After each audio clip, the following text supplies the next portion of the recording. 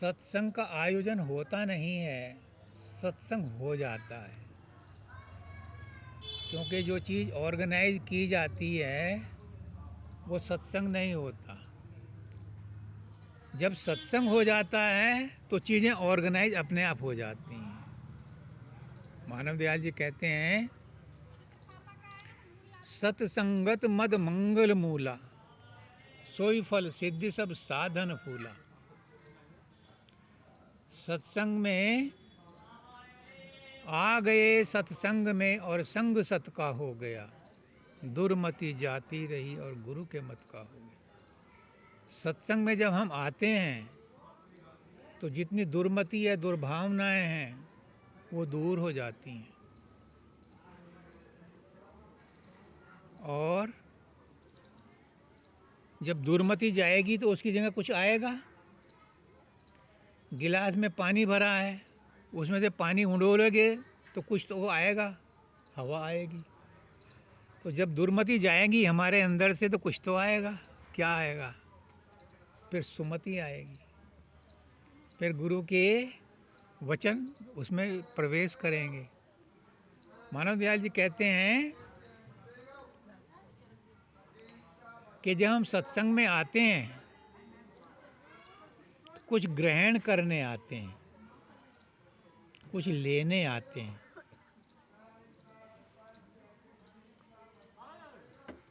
लेकिन अगर सोचा जाए, देखा जाए, तो जितना आप सत्संग में किसी के गुरु के वचन को सुनोगे, कुछ छोड़ना पड़ेगा, तभी ग्रहण होगा।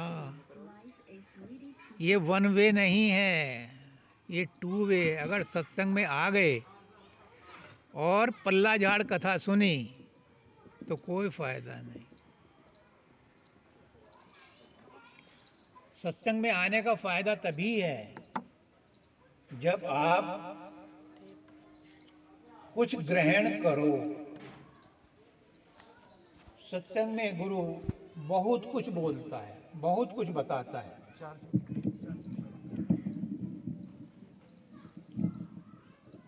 लेकिन सब बातें सबको समझ में आ जाएं जरूरी नहीं। गुरु कहता है कि एक ही बात पकड़ लो। जब एक बात पकड़ लोगे तो उसी से और बातों का सिलसिला शुरू हो जाता है।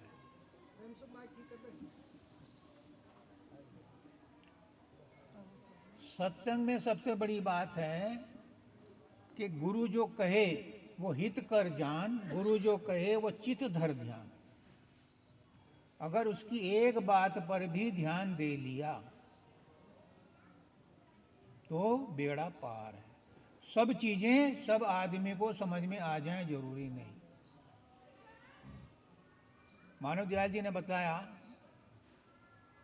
एक गांव में एक पंडित जी रहते थे, कथावाचक थे।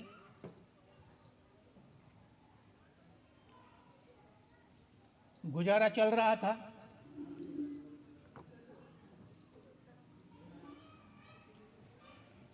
अचानक 5-7-10 दिन के लिए एक दूसरे महात्मा आए, जैसे अब वो होता है भागवत कथा। तो पंडित जी की कथा में लोगों ने आना बंद कर दिया, क्योंकि नए नए महात्मा आए थे तो उनके भागवत कथा में जाना शुरू कर दिया। तो पंडित जी ने घोषणा करवाई, कहलवाया कि ये तो 5-7-10 दिन के लिए आया है, चला जाएगा, काम तो मुझसे ही पड़ेगा, जन्मपति तो मैं ही बनाऊंगा, तुम्हारा भाग्य तो मैं ही बताऊंगा। लेकिन उन संत महात्मा के सत्संग में लोगों ने जाना नहीं छोड़ा। पंडित जी ने पहले अपने घर के जो बाल बच्चे थे उन पर रौब जमाया, खबरदार कोई महात्मा के सत्संग में नहीं जाएगा। अब उनका लड़का घास काटने के जब गया, लेकर के आ रहा था घास का गड्ढा, उसे पता नहीं था, वो उसी रास्ते से गुजरा जिधर से वो संत महात्मा सत्संग दे रहे थे, प्रवचन कर रहे थे। उस लड़के के कानों में एक शब्द पड़ा।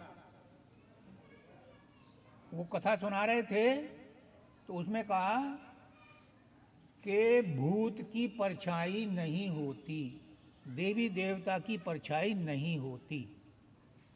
उसके कान में इतनी बात तो पड़ गई। अब उसने देखा मेरे पिता ने तो मना कर दिया है, तो उस रास्ते से ना जा करके वो दूसरे रास्ते से अपने घर गया। कोई बात नहीं।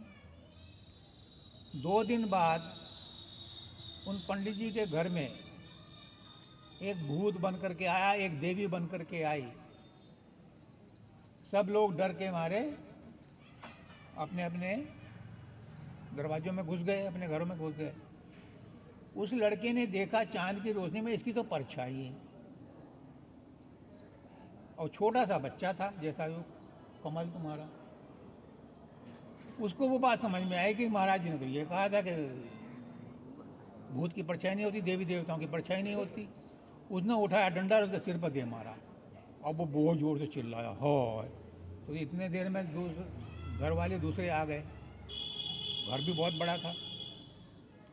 उन्होंने कहा ये तो कोई भेष बना करके देवी बन करके आया था।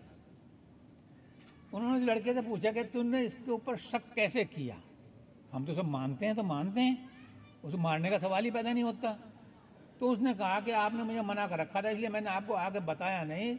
उस दिन पंडित जी कह रहे थे कथा में कि भूत की या देवी देवताओं की परछाई नहीं हो, तो इसकी मैंने परछाई देखी चांद की रोशनी में, तो मैंने डंडा मार दिया। अब वो पकड़ा गया।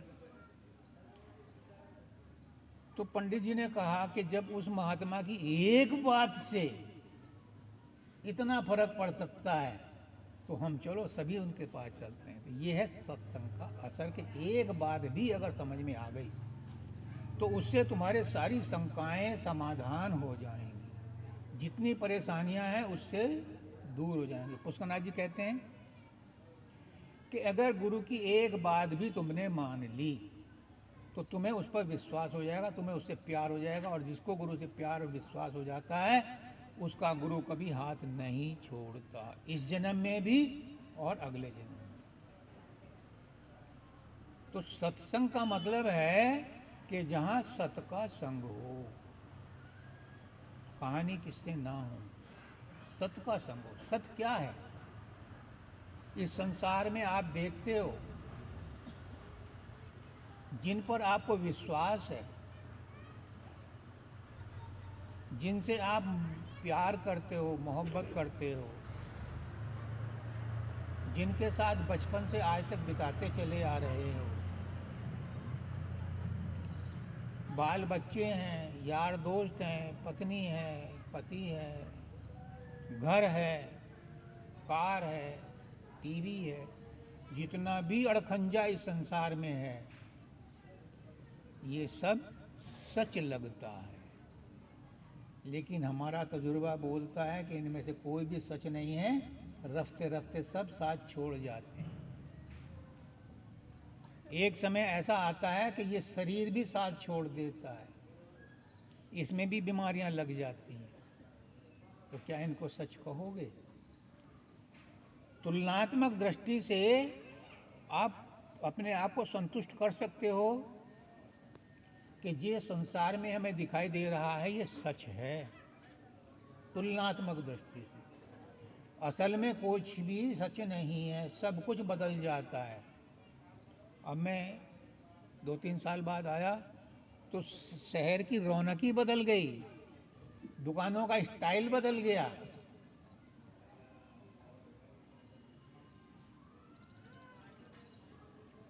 जिस गांव में रहते हैं 5 साल बाद 7 साल बाद जाओ, शहरों के तो बदलते ही रहते हैं, कहीं फ्लाईओवर बन रहे हैं, कहीं कुछ हो रहा है। उस गांव के बाल बच्चे भी बड़े हो जाते हैं तो वो भी समझ में नहीं आता कि किसका बच्चा है, क्योंकि सब चीज़ परिवर्तनशील है, सब सच नहीं है। लेकिन इसके पीछे कुछ तो सच्चाई है। हम जिनके साथ रहते हैं, खाते पीते हैं, उठते बैठते हैं, बोलते चालते हैं, ये अगर सारा ही झूठ होता तो हम इनके साथ क्यों रहते? सब झूठ नहीं है, इसमें सच्चाई है। और वो सच्चाई क्या है? सतगुरु नाम ठिकाना। वो परमात्मा को मैं सतगुरु बोलता हूँ। आप उसको किसी नाम से बोल लो, उसका कोई नाम नहीं है और सभी नाम उसके हैं। बस वही एक परमात्मा सच है। इस परिवर्तनशील संसार में जो कुछ भी दिखाई दे रहा है, ये थोड़े समय के लिए सच दिखाई दे रहा है, लेकिन ये अंतिम सच नहीं है। अंतिम सच है जो इसके अंदर छिपा है। एक पेड़ है, उसकी पत्तियां हरी हैं, जीव जंतु हैं, पशु पक्षी हैं, इनके अंदर कुछ ना कुछ सच्चाई है, तभी तो ये अपनी जगह खड़े हैं। पेड़ अगर सूख गया है तो उसके अंदर भी कुछ सच्चाई है। जो आदमी या जानवर मर गया है उसके अंदर अभी भी कुछ सच्चाई है, तभी तो हम देख रहे हैं। लेकिन वो सच्चाई क्या है उसको समझना है, वो सत्संग में बताया जाता है कि वो सच्चाई क्या है। बाहर जो हम देख रहे हैं आउटर कवर है, लिफाफा है, ये तो बूंद पड़े गल जाना है।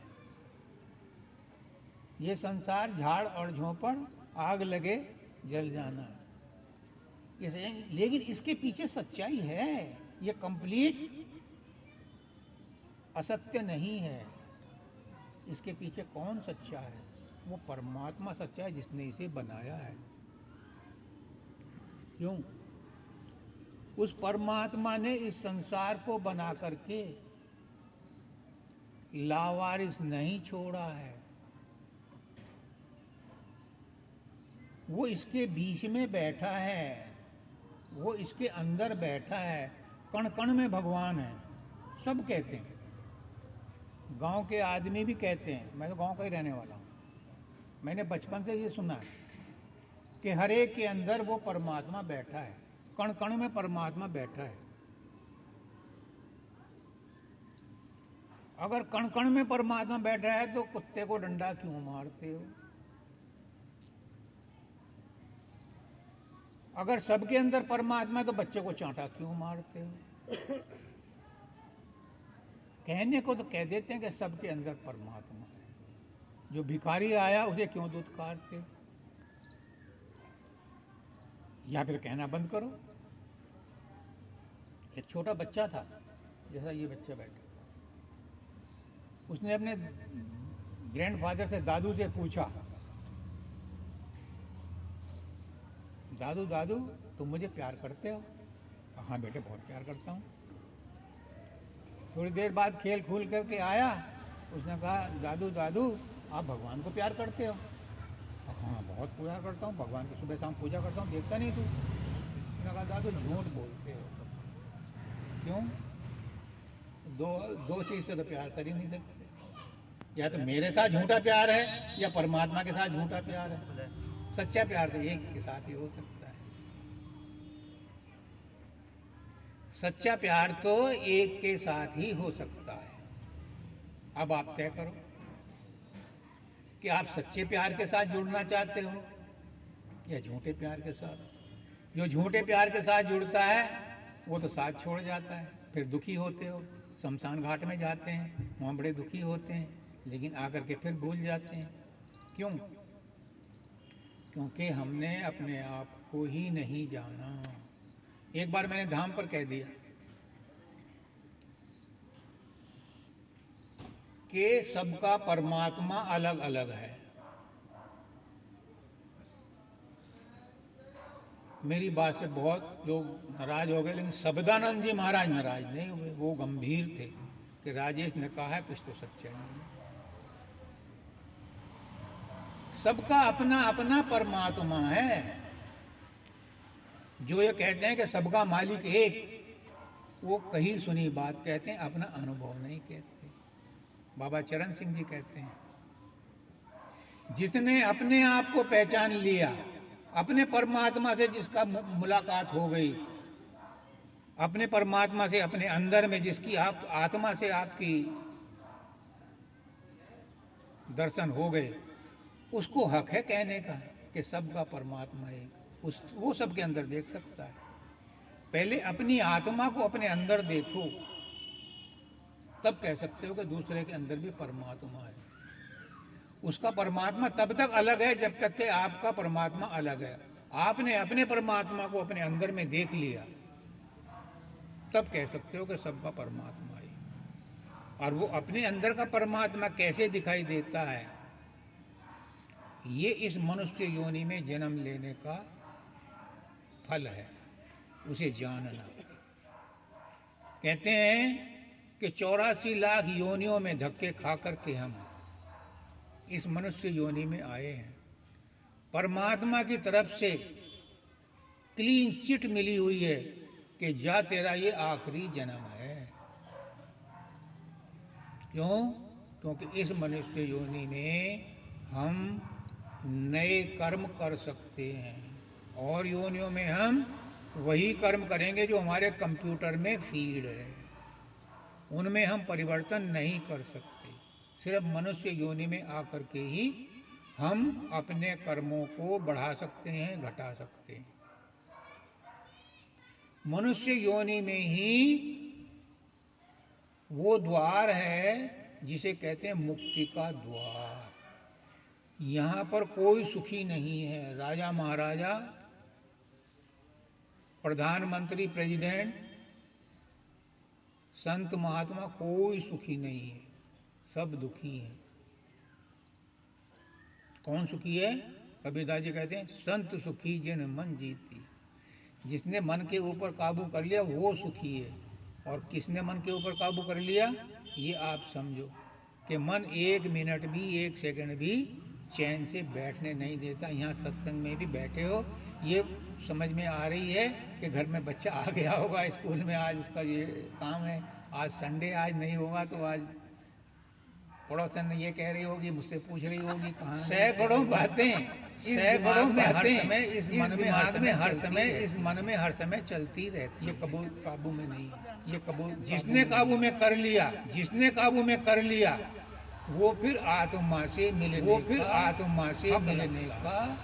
हक। और जिसने आत्मा से मिल लिया, जिसने वो परमात्मा से मिल लिया, वो परमात्मा से मिलने की योग्यता प्राप्त कर लिया। वही इंटरव्यू के लिए एलिजिबल होता है। हर आदमी के लिए एलिजिबल होता है। हर आदमी इंटरव्यू के लिए नहीं जा सकता जब तक के रीडिंग टेस्ट पास करने के लिए जरूरी है कि आप पास करने के लिए अपने अंदर अपने आप को, अपने अंदर अपने आप तुम परमात्मा को, तब तुम परमात्मा को पहचानने के काबिल। शब्द पढ़ो, शब्द पढ़ो।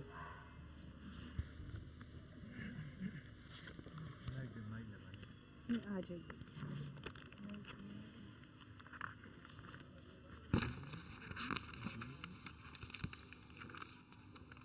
जिसने बंधन में फंसाया,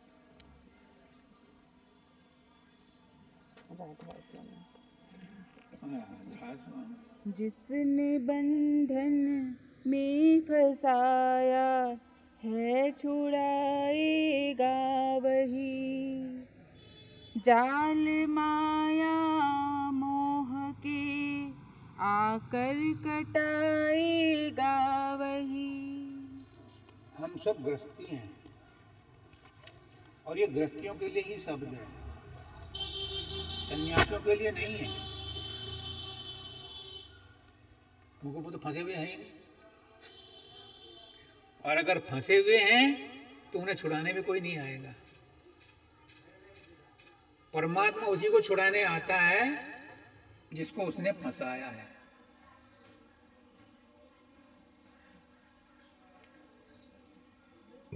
जो हमारा परिवार है, सास है, ननंद है, देवर है, पति है, बच्चे हैं, माँ है, बाप है, ये बाई फ्लूक नहीं हुए। अभी डॉक्टर साहब से बात हो रही थी, जो भी हमारे परिवार में हैं, परिवार में नहीं, पड़ोस में भी हैं, शहर में भी हैं, मोहल्ले में भी हैं, देश में हैं, इस सृष्टि में जिनसे भी हमारी मुलाकात होती है, जिनसे भी हमारा लेन देन होता है, ये ऑल ऑफ ए सडन नहीं हुआ, ये प्री प्लान है। ये सब पहले से प्री डेस्टिन्ड हैं कि किसके साथ तुम्हारा विवाह होगा। जब बच्चा छोटा होता है, जन्म लेता है, पंडित जी के पास जाते हैं, उससे जन्म पत्री बनवाते हैं। फिर पंडित बताता है, ज्योतिषी बताता है कि ये इतना पढ़ेगा, इसके इतने भाई होंगे, इतनी बहन होंगी, इसकी कब शादी होगी, ये विदेश जाएगा, ये रिक्शा चलाएगा या ये काम करेगा। वो उसी समय उसके मोटी मोटी बातें बता देता है। क्यों?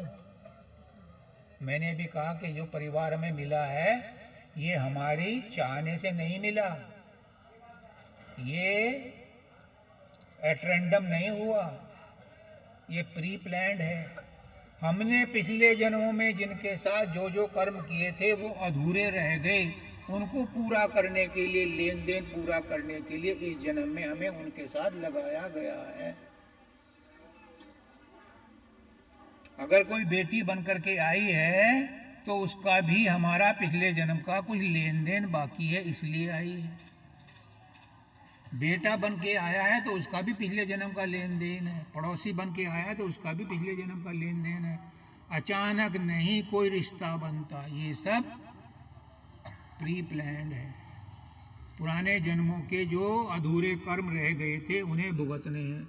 अभी बात हो रही थी कि जो गुनाह मैंने किया ही नहीं उसका दंड मुझे क्यों मिलता है। जायज़ सी बात है, लेकिन आपका चश्मा थोड़ा सा कम दूरी तक देखता है। हमें इसी जन्म की याद रहती है और इसी जन्म की भी पूरी याद नहीं है। बचपन में हमने क्या किया हमें याद नहीं है। मोटी मोटी किसी को कोई बात याद रह गई तो रह जाए। मैं 3-4 साल का था तब से ही आंख बंद करके पलोथी मार करके पता नहीं क्या पूजा पाठ करता रहता था। मोटी मोटी बात याद है, क्या करता था वो भी याद नहीं। तो इस जन्म की तो तुम्हें थोड़ी बहुत याद है कि मैंने इस जन्म में कोई गुनाह किया नहीं, मुझे क्यों दंड मिल रहा है, क्यों कष्ट मिल रहे हैं। बाबा फकीर कहते हैं, मैं संतों की बात कहूँगा, बाबा फकीर कहते हैं कि एक बच्चा जन्म से ही अंधा हुआ पैदा, या एक बच्चा जन्म से ही लंगड़ा हुआ पैदा, या एक बच्चे के जन्म से ही हाथ नहीं है, उसका क्या कसूर है? वो तो अभी पैदा ही हुआ है, उसे दंड क्यों दिया गया? और वो भी ऐसा कठोर दंड कि सारी उम्र भुगतेगा।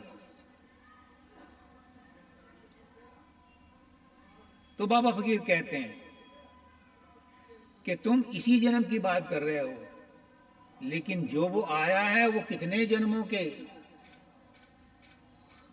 कॉम्बिनेशन, परमुटेशन बने थे, तब जाकर के उसके साथ में जो जो लगाया गया है वो तय किया गया था और तब उसको ये दंड मिला है। या फिर ये कह लो कि इस हमें पैदा करने वाला जालिम है, फिर उसे करुणा में, दयाल में, कृपाल में मत कहा करो। कहो वो दुष्ट है, वो सबको दंड देता है, बिना बात के दंड देता है। लेकिन नहीं, जिसने हमें पैदा किया है वो हमारे दंड से या हमारी खुशी से कोई ताल्लुक नहीं रखता। हम उसके बच्चे हैं, वो हमें हर तरह से प्यार करता है। ये जो दंड देता है ये कौन देता है? ये दंड देता है जो इस सृष्टि का काल है, ठाकुर है, जिसके हाथ में कमांड है। किस चीज की? कर्मों के सिद्धांत की। जो जस करें सो तस फल चाखा, कर्म प्रधान विश्व करी दाखा, जो जस करें सो तस फल चाखा। उसने सिद्धांत बना दिया कि जो जैसा करेगा वैसा फल पाएगा। और चूंकि इस जन्म में आयु 50, 60, 60 साल, 100 साल, ज़्यादा नहीं है। और कर्म इतने कर लिए, इच्छाएं इतनी पैदा कर ली कि लाखों जन्म में भी पूरे नहीं होते। इसीलिए 84 लाख योनि का प्रावधान किया गया है। जब भारी भारी कर्म, कुत्ते बिल्ली छिपकली भैंस गाय कबूतर, उनमें काट लिए, जो थोड़े से बच गए, तो परमात्मा को दया आई कि अब इसे मुक्ति दिलवाई जाए। तो मुक्ति दिलवाने का एक ही रास्ता है, और वो है मनुष्य योनि। मनुष्य योनि में जन्म दे दी। अब मनुष्य योनि में आकर के हम अपना नाम ही भूल गए, अपना पता ही भूल गए, अपने माँ बाप का नाम भूल गए। जो पड़ोसियों ने बता दिया, जो माँ बाप ने बता दिया कि तेरा नाम राजेश है, तेरा नाम प्रेम सुख है, तेरा नाम ये है, उसी नाम को अपना नाम मान लिया। जबकि ये नाम तो हमारे हजारों लाखों करोड़ों बार बदले जा चुके हैं, एड्रेस बदला जा चुका है, लेकिन हम वही हैं। हमारे नाम और एड्रेस बदलते रहते हैं। तो जब हम मनुष्य योनि में आ गए, परमात्मा ने तो बड़ी दया की कि इसको मनुष्य योनि दे दो, इसमें ये आराम से रहेगा। और अपने जो थोड़े से खुरचन बाकी रह गई है, हांडी का सारा माल तो सर्व कर दिया, अब खुरचन बाकी रह गई है, इसको ख़त्म करके ये मुक्ति पाले। लेकिन हम अपने जाति के, अपने मान के, अपने नाम के, अपने डिग्री के, अपने रूप रंग के सैकड़ों तरह के अभिमान में अटक गए, लटक गए, पटक गए। अपने आप को भूल गए, अपना नाम पता भूल गए, परमात्मा को भी भूल गए। परमात्मा को कब याद करते हैं? जब कोई मुसीबत आती है। दुख में सुमरन सब करें, सुख में करे न कोई, और जो सुख में सुमरन करे तो दुख काहे को। पर परमात्मा के हम बच्चे हैं, परमात्मा हमारा माँ भी है, बाप भी है। उसको फिर तरस आता है, फिर वो उन्हें मनुष्य योनि में भी,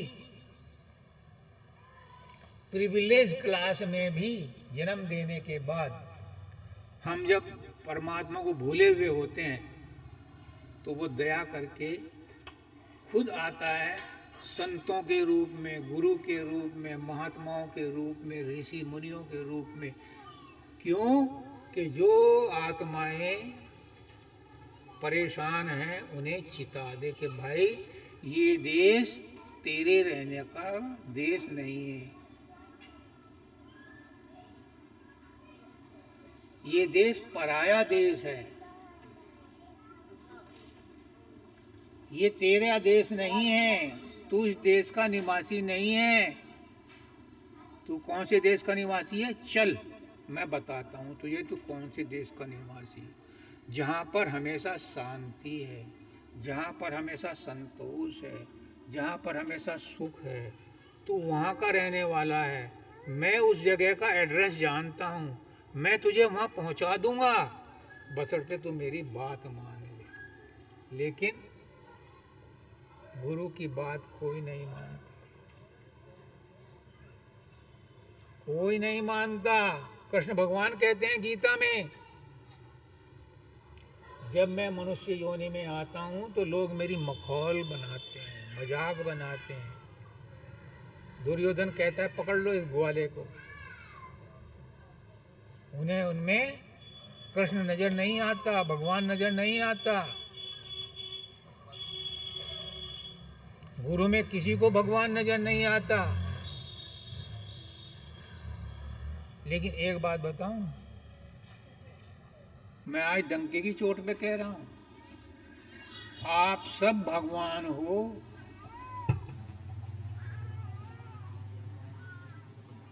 पूछो क्यों, कैसे? जब गधे का बच्चा गधा होता है, मुर्गी का बच्चा मुर्गी होता है, बकरी का बच्चा बकरी होता है, शेर का बच्चा शेर होता है, हम किसके बच्चे हैं? कहो, हम किसके बच्चे हैं? भगवान के बच्चे हैं। तो क्या हुए? हम भगवान ही हैं, लेकिन अपना नाम पता भूल गए। हमें नहीं पता हम कौन हैं। और गुरु यही बताने आता है कि पहचान ले अपने को तो इंसान खुदा है, जाहिर में वो खाक है मगर खाक नहीं है। आप, मैं भी आप में से ही एक हूँ। मैं गुरु नहीं हूँ। गुरु बहुत बड़ी चीज होती है। मैं तो सेवक हूँ। गुरु ने एक सेवा दी है, मैं उसको करता हूँ।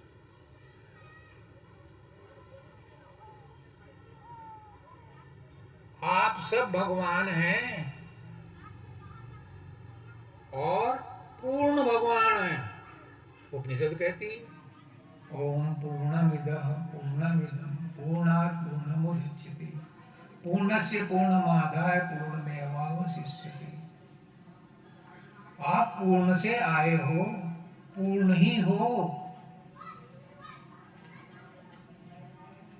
एक बच्चा जब पैदा होता है तो क्या माँ के अंदर कुछ कमी पैदा हो गई या बाप के अंदर कुछ कमी पैदा हो गई? कुछ नहीं हुई। वो पूर्ण थे, माँ भी पूर्ण थी, बाप भी पूर्ण था। जो बच्चा पैदा हुआ ये भी पूर्ण है। पूर्ण में से पूर्ण ही निकलता है। तो परमात्मा से निकले हो तो तुम पूर्ण ही परमात्मा। लेकिन गलती कहाँ हो गई? गलती हो गई कि हमने जब टोटल किया तो इकाई के बाद जो हासिल लगता है उसको कैरी करना भूल गए। अगर टोटल 15 आया, 5 तो लिख लिया, जो एक था वो दहाई में जोड़ना था, वो जोड़ना भूल गए। फिर आप चाहे उसको कितनी बार टोटल कर लो, कितनी बार मल्टीप्लाई कर लो, कितनी बार डिवाइड कर लो, कितनी बार अंडर रूट कर लो, स्टैंडर्ड डेविएशन निकाल लो, मीडियन डेविएशन निकाल लो, सारे डेविएशन गलत ही निकलेंगे। क्यों? क्योंकि मूल में भूल हो गई। शुरू का हासिल लेना ही भूल गए। और वो हासिल लेना क्या है? हम इस शरीर को ही मैं मान लिया। मैं राजेश हूँ। क्या राजेश है? शरीर मेरी पहचान हो गई। शरीर तुम्हारी पहचान नहीं है। शरीर तो तुमने हजारों लाखों बार बदले हैं।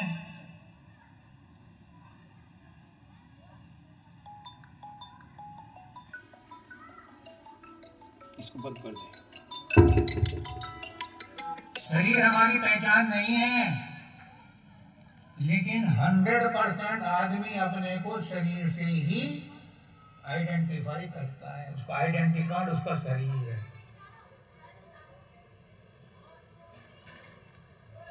जबकि शरीर के अंदर हम रहते हैं। शरीर के अंदर हम रहते हैं। हम मकान के अंदर रहते हैं। हम मकान नहीं है। ये मकान भी किराए का है, ये शरीर भी किराए का है। इसे भी छोड़ना है। कोई देख ले कितने बलशाली राजा महाराजा, यहाँ तक के अवतार, राम आए, कृष्ण आए, बुद्ध आए, कितने अवतार आए। 10 तो हिंदुओं मानते ही हैं। ये भी सब काल के गाल में चले गए, लेकिन मरे नहीं। मरता कौन है? मरता है शरीर, जिसको आपने गलती से मैं मान लिया है, और इसीलिए सब दुखी हैं। अगर मैं मानना बंद कर दो इस शरीर को तो कोई दुख तुम्हें टच नहीं कर सकता। दुख किसे टच करता है?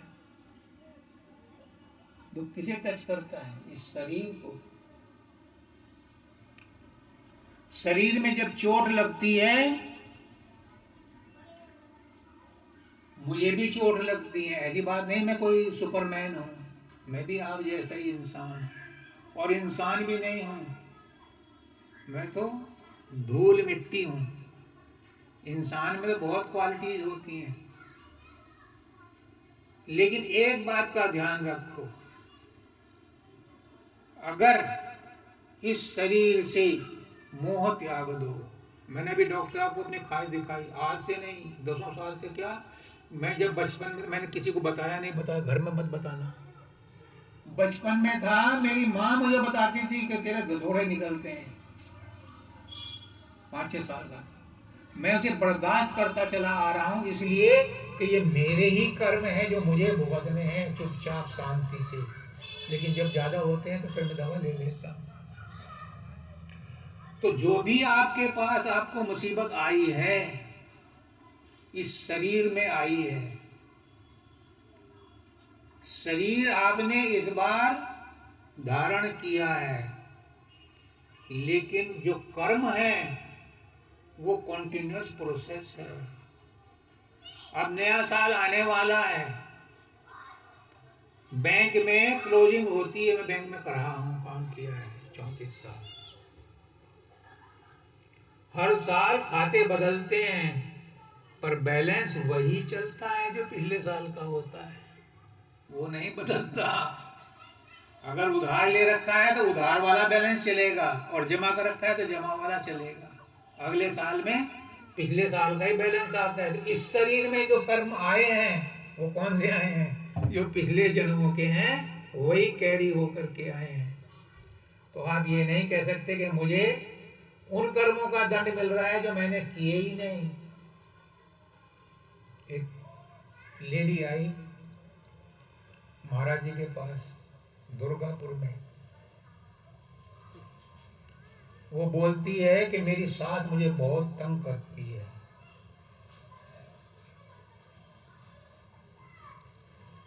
महाराज जी चुप रहे। अगले संडे को फिर आई, फिर महाराज जी चुप रहे। तीसरी बार मैं था वहीं, तुझे रोटी तो देती है? हाँ रोटी देती है, बस आगे कुछ नहीं। तो वो फिर दोबारा से बोली कि रोटी देने का और तंग करने का क्या ताल्लुक है?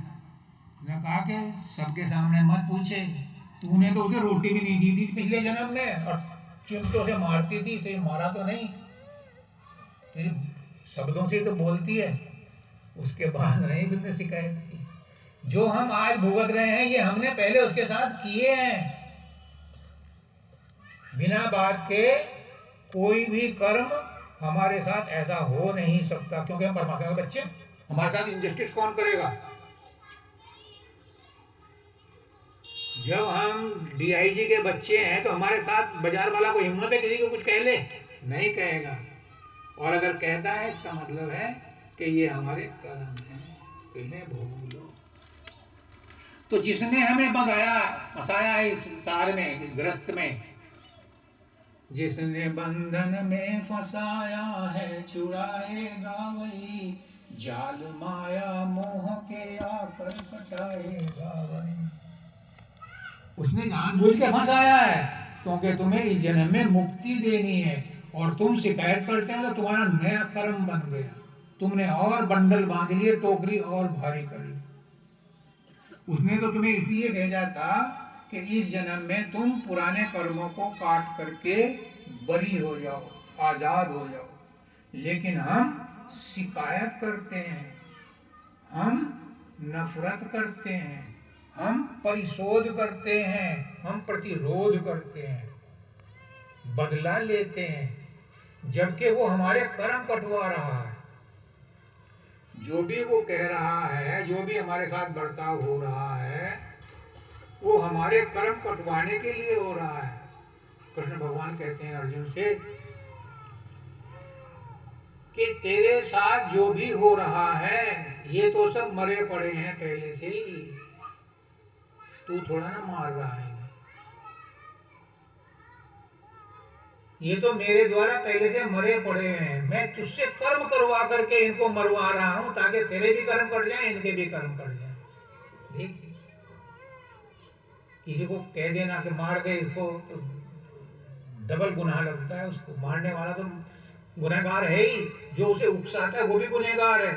लेकिन कृष्ण भगवान क्या क्या कह रहे हैं कि ये तो मेरे द्वारा पहले मारे जा चुके हैं, मैं तो तेरे कर्म कटवा रहा हूं, इनके भी कर्म कटवा रहा हूं कि तू इन्हें मार दे।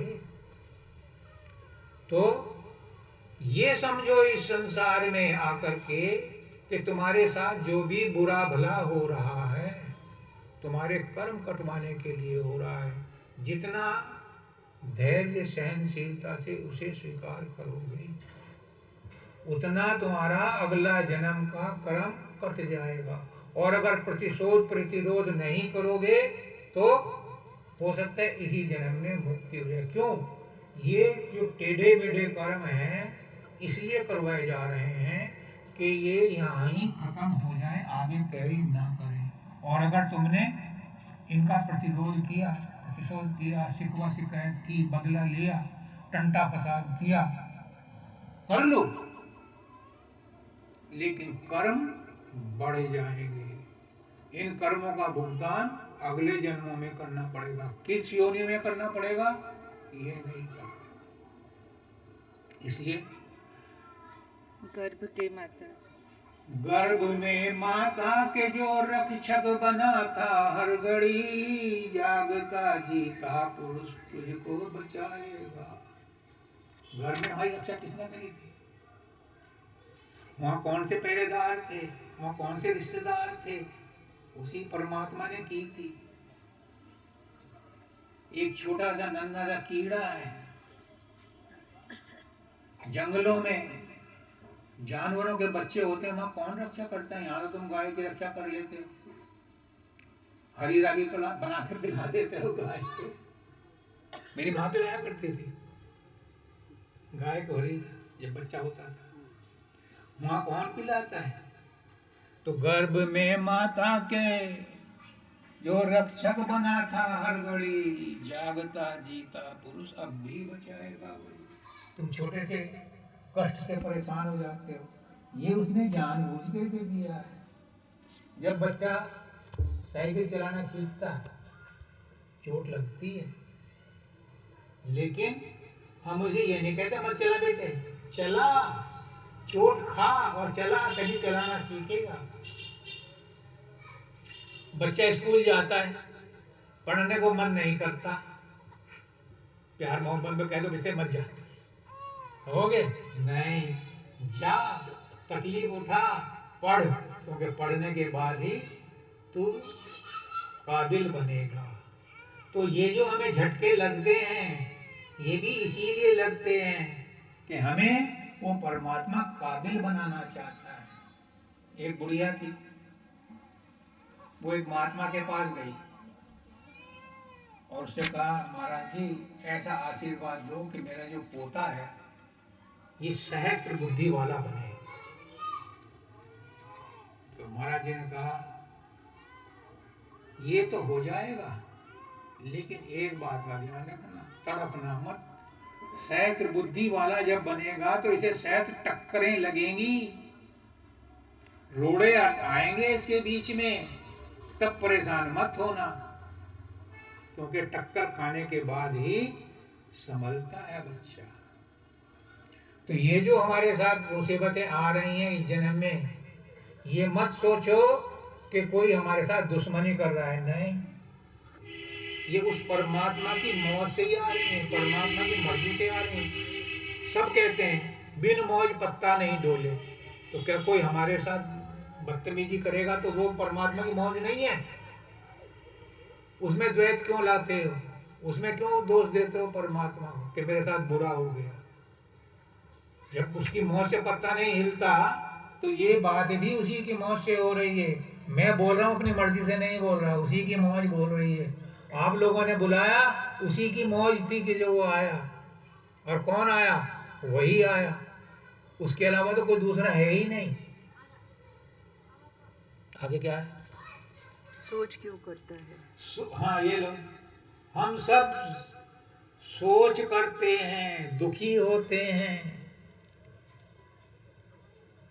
इतना सोच करते हैं कि रात को नींद नहीं आती, कभी किसी की फिक्र, कभी किसी की फिक्र।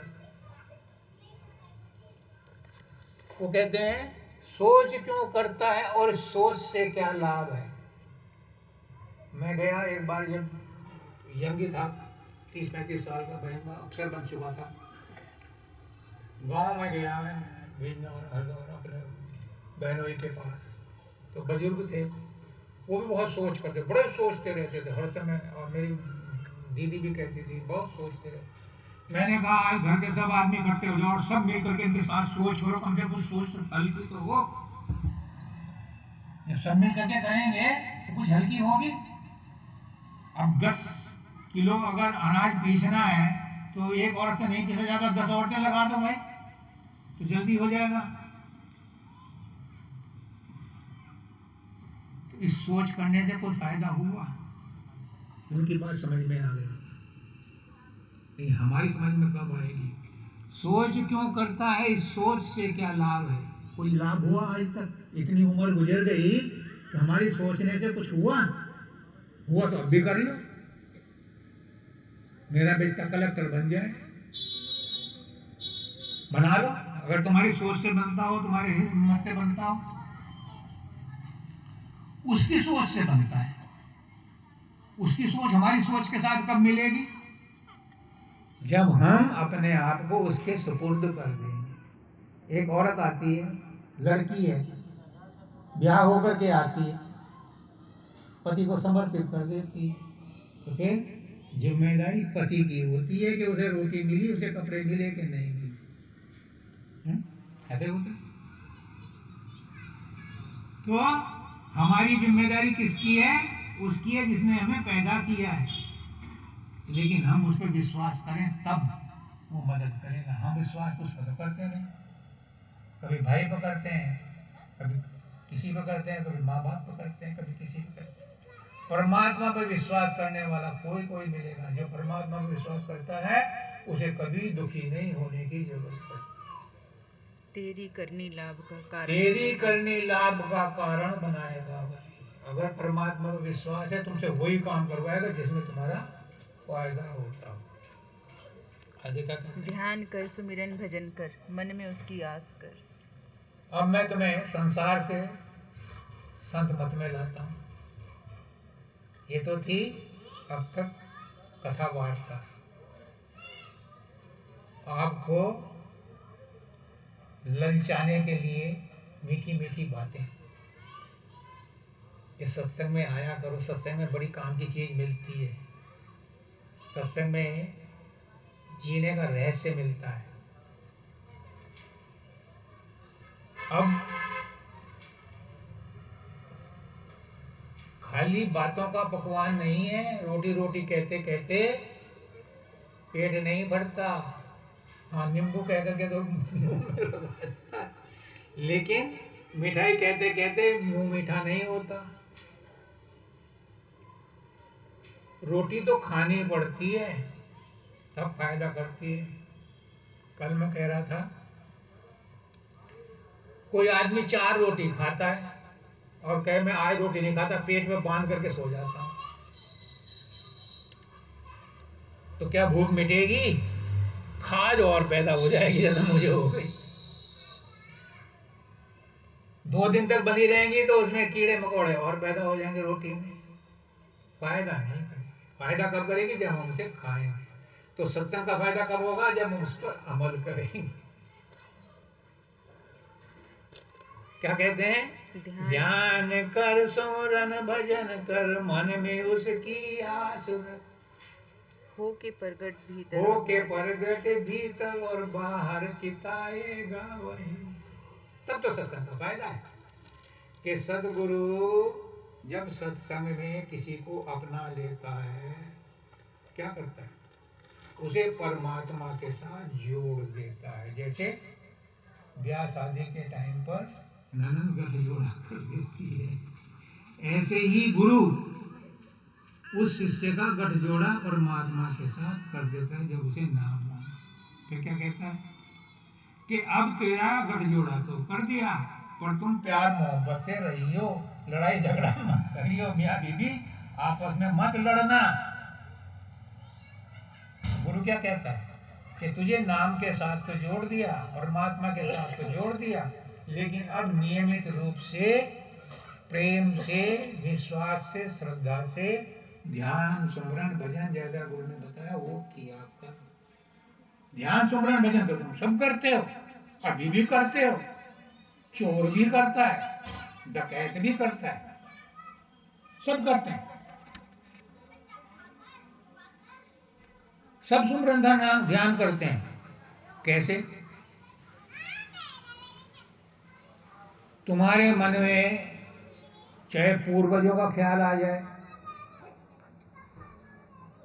चाहे वर्तमान में अपने फ्रेंड का, सहेली का ख्याल आ जाए, किसी दोस्त का ख्याल आ जाए, दुश्मन का ख्याल आ जाए, जिसने आपके साथ 420 की है उसका ख्याल आ जाए, क्या करोगे? उसका सुमरन करते रहोगे रात भर, उसका रूप बनाते रहोगे रात भर। हैं? ऐसे होता है? नहीं होता है। जिसका ख्याल करते हो संसार में, अगर मकान बनाना है तो 10 साल तक मकान का नक्शा दिमाग में घूमता रहता है, उसका सुमरन होता रहता है। कार खरीदनी है तो कई साल तक उसी की प्लानिंग चलती रहती है, तो उसका सुमरन होता रहता है, ध्यान होता रहता है। इसी तरह से बाल बच्चों का, माँ बाप का, सबका सुमरन हम ध्यान मान करते रहते हैं। ये सबको आदत हो गई है और ये नेचुरल है, प्राकृतिक है, स्वाभाविक है। गुरु क्या कहता है? गुरु कहता है कि तुझे कुछ ज्यादा करने की जरूरत नहीं है, तुझे सुमरन ध्यान करने की आदत तो है, तू बचपन से अब तक यही करता आ रहा है। वो उसको मोल्ड करता है, वो उसको कहता है कि जो तू सुमरन करता है उसकी जगह गुरु ने जो नाम बताया इसका सुमरन कर। और अब तक तो दुनिया का रूप बनाता है, अब गुरु का रूप बना। करना तो ये कुछ नहीं है, सुमरन ध्यान तेरे मन में पहले भी करना था, अब भी कर रहा है। सुमरन ध्यान तो तू कर रहा है, करता रहा, लेकिन उसका रूप बदल जाता है। क्या? अब गुरु ने जो नाम दिया है उसके नाम का सुमरन करना और गुरु के रूप का ध्यान करना। फिर क्या होगा? फिर तुम्हारा 84 का फंदा कट गया।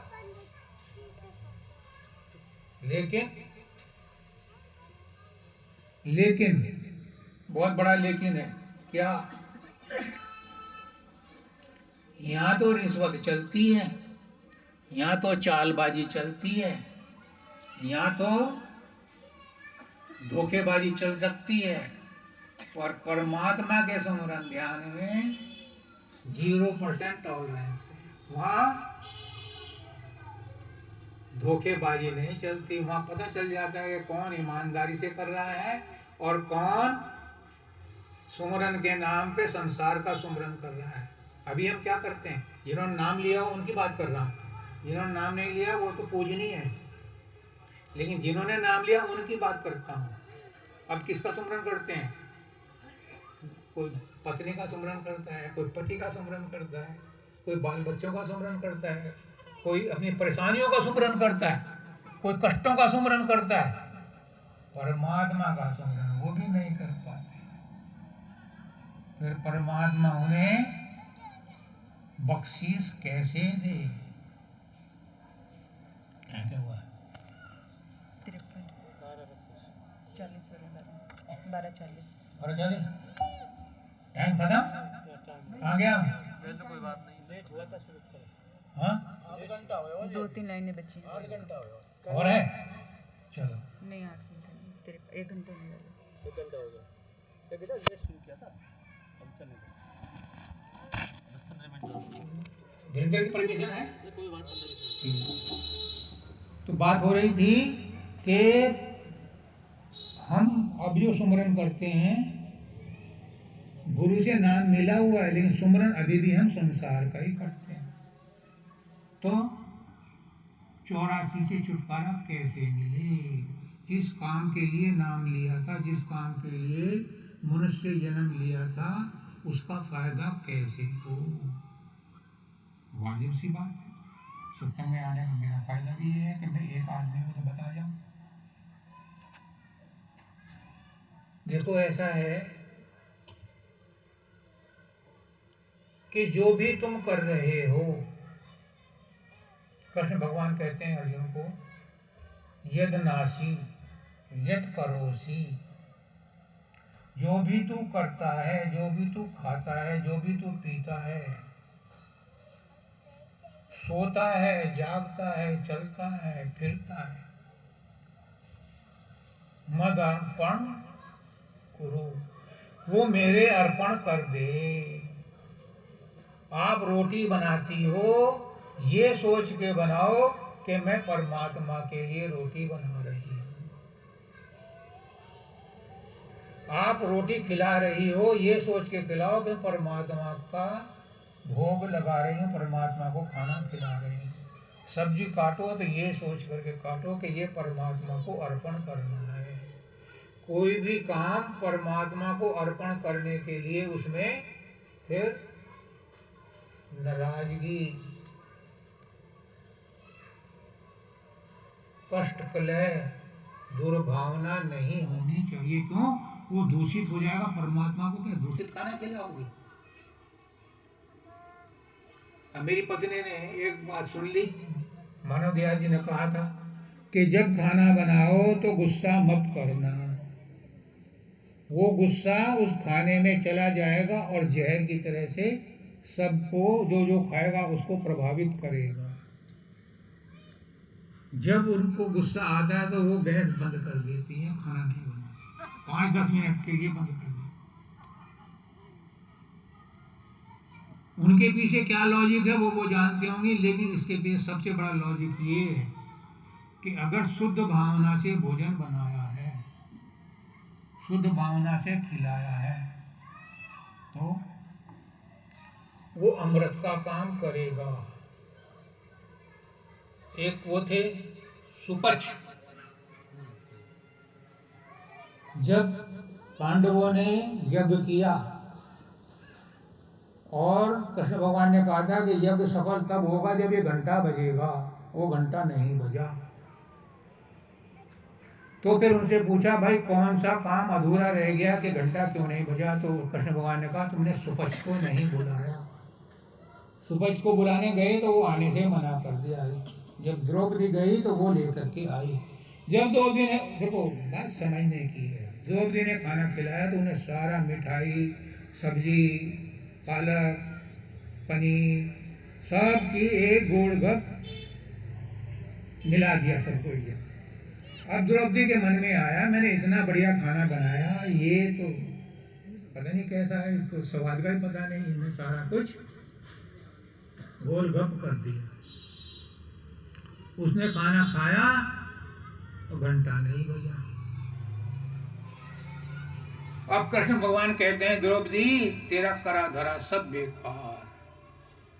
तो मेरी क्या पता है तुमने क्या सोचा था इसके बारे में। द्रौपदी को अपनी गलती महसूस हुई, उसने उनके पैर पकड़े कि भैया माफ कर दो।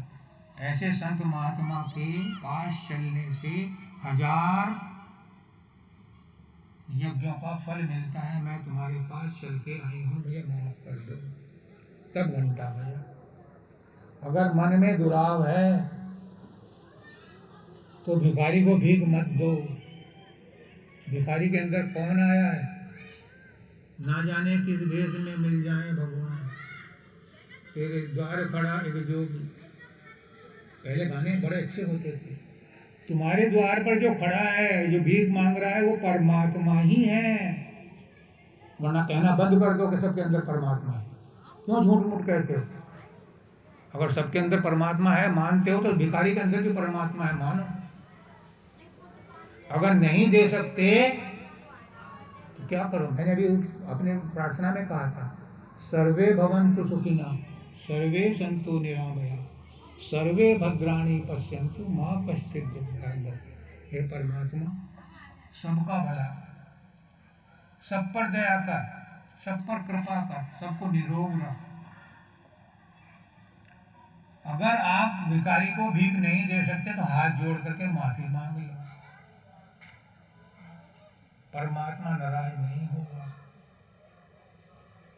लेकिन अगर उसे दुत्कारोगे तो ये अपराध क्षमा नहीं होगा, क्योंकि आपने परमात्मा को दुत्कारा है। बच्चे को चांटा मारो तो ये सोच के मारो कि परमात्मा को चांटा मार रहे हैं। बच्चे को पता नहीं है कि क्यों चांटा पड़ा। या तो उसे पहले बता दो कि ये गलती करेगा तो चांटा पड़ेगा, फिर वो कर ले, गलती करे तो चांटा मार दो, तो कोई बात। तो कहने का मतलब था कि उस भिखारी को तो परमात्मा भीख दिलवा ही देगा, तुम नहीं दोगे किसी और से दिलवा देगा। क्योंकि वो तो उसका बच्चा है। और परमात्मा अपने सब बच्चों को रोटी खिला के सुलाता है, भूखा नहीं सुलाता। लेकिन तुम्हें जो एक अवसर मिला था पुण्य कमाने का, तुम चूक गए। तो उसका एक फायदा ये है कि उससे हाथ जोड़ के माफी मांग लो। मैं भी हर एक भिखारी को नहीं देता, पर हाथ जोड़ लेता, कम से कम उसका तिरस्कार तो ना करो, क्योंकि उसके अंदर भी परमात्मा बैठा है। लास्ट में क्या है? राधा स्वामी नाम ले और नाम में विश्राम ले। नहीं, उससे पहले घट में भी है।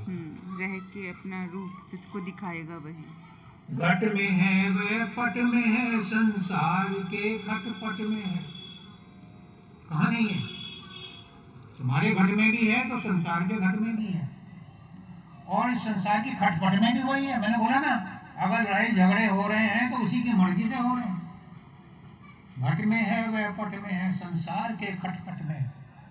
तुझको क्यों चिंता है? खटपट कौन मिटाएगा? इतना विश्वास रखो अपने इष्ट पर कि वो ही भली करेगा। अब तक जो उसने किया है वो भी भला ही किया है, अब जो कर रहा है वो भी भला कर रहा है, आगे जो करेगा वो भी भला करेगा। लेकिन एक बात ध्यान रखना, ईमानदारी के साथ। पत्नी एक पति पर विश्वास करती है, पतिव्रता कहलाती है। भक्त को भी एक ही भगवान पर विश्वास करना चाहिए। 10 भगवान अपने मंदिर में मत रखो, एक को रखो। और अगर 10 भी रखो तो ये समझ के रखो कि एक के अंदर सारे हैं। एक को इष्ट बना लो और बाकी को उनका सबॉर्डिनेट बना लो, तब तो बात बनती है। और 10 को धूप बत्ती जलाओगे तो कोई वक्त पर आपकी मदद करने नहीं आएगा। 4 मामा का भांजा भूखा ही चला जाता है, वो सोचता है उस बहन के खा लिया होगा, वो सोचता है उस बहन के खा लिया, वो भूखा ही चला जाता है। तो अगर 10 भगवान की पूजा करते हो तो हर भगवान ये सोचेगा वो कर देगा मदद, वो कर देगा मदद, वो कर देगा, आखिर उसकी मदद नहीं होती। एक को मानो, और अगर 10 भी मानते हो तो उसको उनका एक लीडर बनाओ कि मेरा लीडर परमात्मा ये है, बाकी सब उसके नौकर है। ठीक है, अब है राधा स्वामी नाम ले और नाम में विश्राम ले। नाम की धुन राग अनहद में सुनाए गए। अब मैं तो जिस यूनिवर्सिटी से पढ़ा हूँ उसी का नाम बताता हूँ, वो है राधा स्वामी। हर यूनिवर्सिटी का नाम अलग अलग है, हर गुरु अलग अलग नाम देता है, और उसका कोई भी नाम, मतलब कोई भी नाम ले लो, सभी नाम उसके हैं। नहीं रूप कोई है सब रूप तेरे, नहीं नाम कोई है सब नाम तेरे। सभी नाम उसके हैं, क्योंकि सब कुछ उसी से निकला है। लेकिन किसी एक नाम को पकड़ लो और उसी नाम के साथ उसका रूप भी बना लो, क्योंकि नाम के साथ ही नामी होता है, नाम में ही रूप होता है। रूप और नाम अलग अलग मत पकड़ो। डॉक्टर साहब, रूप जिसका बनाया है उसी को इष्ट बनाओ, उसी का बताया हुआ नाम ही नाम है। जब उस नाम को लेकर के चलोगे, उस रूप को लेकर के चलोगे, तो क्या होगा? नाम की धुन राग अनहद में सुनाएगा। फिर वो प्रसन्न होकर के आपके अंदर वो धुन पैदा करेगा, वो शब्द पैदा करेगा, वो चमत्कार पैदा करेगा कि आप वही हो जाओगे। तू कहता तू गया मुझ में रही न हूं, और बलिहारी तेरे नाम की जित देखूं तित। कि हर जगह वो परमात्मा दिखाई देने लगे। जिधर देखता हूं उधर तू ही तू है, कि हर शय में जलवा तेरा हूँ बहू। तेरी ही है रग रग में रेसा रवानी, तू ही मैं में मैं है, तू ही तू में तू है। फिर तू और मैं का झगड़ा भी खत्म हो जाता है। लेकिन कब? जब अपने आप को गीता में 18वें अध्याय का 66वां श्लोक 65वां श्लोक, सर्वधर्मान् परित्यज्य मामेकं शरणं व्रज अहं त्वां सर्वपापेभ्यो मोक्षयिष्यामि मा शुचि। अर्जुन, इन 18 अध्याय में मैंने जो कुछ अब तक कहा है, पता नहीं कितना तेरी समझ में आया, कितना नहीं आया, लेकिन सबका निचोड़ एक है कि सब कुछ छोड़ करके तू मेरी शरण में आ जा, मैं तुझे सब पापों से मुक्त कर दूंगा। आप लोग भी सब कुछ भूल करके एक परमात्मा की शरण में आ जाओ। तू मेरा मैं तेरी, तू मेरा मैं तेरा, तेरे सिवा मुझे कुछ नहीं चाहिए, तेरे सिवा मुझे धन दौलत नहीं चाहिए, तू ही मुझे मिले तो मुझे संतुष्टि हो। क्यों? बहुत बड़ी दौलत मिलती है, क्या? जन्म जन्मांतरों का चक्कर खत्म हो जाता है। कब तक पिसते रहोगे? एक बुढ़िया थी, उसे नहीं दिखाई देता था, उसका पोता पढ़ लिख करके डॉक्टर बन गया, उसने उसकी आंख का ऑपरेशन करवा दिया, ऑपरेशन सक्सेसफुल हो गया। एक दिन आता है, माँ, दादी, हाँ हाँ बेटे, अब भी लाठी लेके क्यों चल रही हो? अब बेटे आदत पड़ गई है, यानी जब नहीं दिखता था तब तो लाठी लेके चलती थी टटोल कर, अब आंख बन गई है, नजर दिखाई दे रही है, तो भी आदत पड़ गई है। तो गुरु क्या कहता है? गुरु कहता है कि उस आदत को डालते डालते तो उम्र बीत गई, अब थोड़ी सी बची है, अब अच्छी आदत डाल लो, बिना लाठी के चलना शुरू कर दो, क्योंकि चश्मा तो लगा ही। अब तक हम अपने आप को दोषी, कमजोर, लाचार समझ करके कहते कहते वैसे बन गए। अब अपने आप को परमात्मा कहना शुरू कर दो, हम परमात्मा के बच्चे हैं, हम परमात्मा के अंश हैं, हम परमात्मा ही हैं,